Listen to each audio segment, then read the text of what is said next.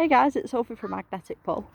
So I've just been bucketing down this really crusty old bike that poured out from about 20 metres, and I've just found something quite shocking attached to the bike. Look, handcuffs, like shackle type handcuffs.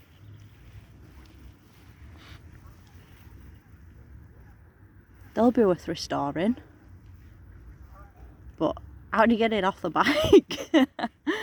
Nah, it's pretty brittle, so I'll be able to snap that and get them off. How mental's that? I mean, I don't know how old this bike is, but that's the style of lock that's on it.